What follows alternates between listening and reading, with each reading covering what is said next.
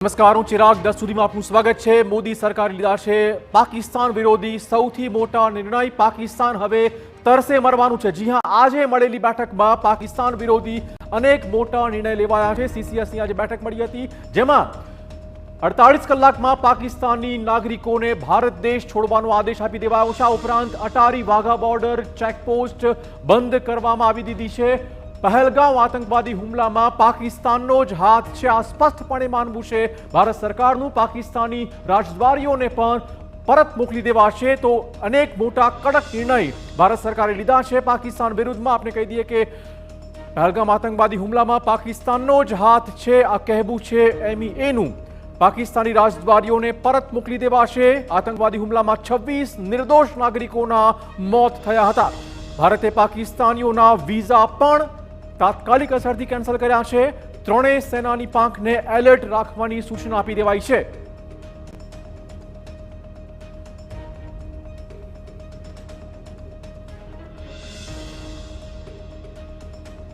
The Indus Waters Treaty of 1960 will be held in abeyance with immediate effect until Pakistan credibly and irrevocably abjures its support for cross-border terrorism.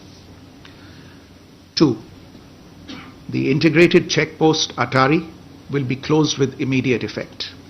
Those who have crossed over with valid endorsements may return through that route before 1 May 2025. 3. Pakistani nationals will not be permitted to travel to India under the SARC visa exemption scheme visas. Any SVAS visas issued in the past to Pakistani nationals are deemed cancelled. Any Pakistani national currently in India under SVES visa has 48 hours to leave India.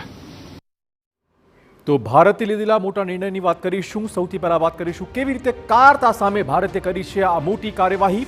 આપણે big બોલમાં big graphic દ્વારા બતાવવાનો પ્રયત્ન કરીશું કયા નિર્ણય લીધા છે।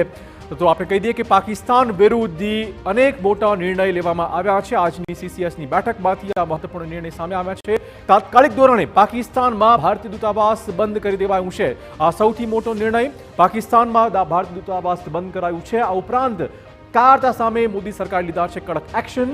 પાકિસ્તાનમાં ભારતીય દૂતાવાસ બંધ કરાયું છે। રાજદ્વારીને તાત્કાલિક ભારત છોડવાનો આદેશ આપી દેવાયો છે। આપણે કહી દઈએ કે કડક હાથે કાર્યવાહી મોદી સરકાર કરી રહી છે। આ ઉપરાંત અટારી વાઘા બોર્ડર ચેકપોસ્ટ પણ તાત્કાલિક અસરથી બંધ કરાઈ છે। તો અનેક મોટા ફેસલા લેવામાં આવ્યા છે। પાકિસ્તાન સાથેની જે સિંધુ જળ સંધિ છે તે પણ રદ કરાઈ છે અને આથી પાકિસ્તાન હવે તરસે મરશે। આ ઉપરાંત પાકિસ્તાન હાઈ કમિશનથી 5 સપોર્ટ સ્ટાફ પણ હટાવાયા હોવાના સમાચાર છે।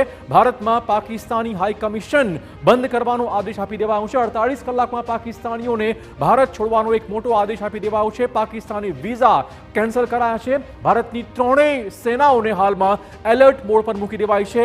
આ ઉપરાંત અટારી વાઘા બોર્ડર ચેકપોસ્ટ પણ તાત્કાલિક અસરથી ભારતે બંધ કરી છે। આ ઉપરાંત પાકિસ્તાન સાથેની જે મહત્વપૂર્ણ ગણાય છે સિંધુ જળ સંધિ 1960ની વાત, આ સંધિ અત્યારે ભારતે રદ કરી છે। પાકિસ્તાન હાઈ કમિશનનો 5 સપોર્ટ સ્ટાફ પણ તાત્કાલિક અસરથી હટાવાયો હોવાના સમાચાર છે। આમ કાયરતા સામે એક મોટી કાર્યવાહી કરી છે ભારતે પાકિસ્તાનની સામે।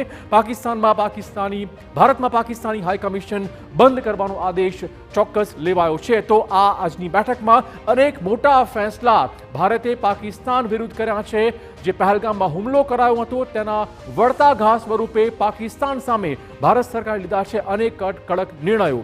પહેલગામમાં આતંકવાદી હુમલામાં પાકિસ્તાનનો જ હાથ છે। પાકિસ્તાનમાં તૈનાત ભારતીય હાઈ કમિશનના કર્મચારીઓને પાછા બોલાવી લેવાયા છે। તો અનેક પ્રકારના મોટા નિર્ણયો કરવામાં આવ્યા છે।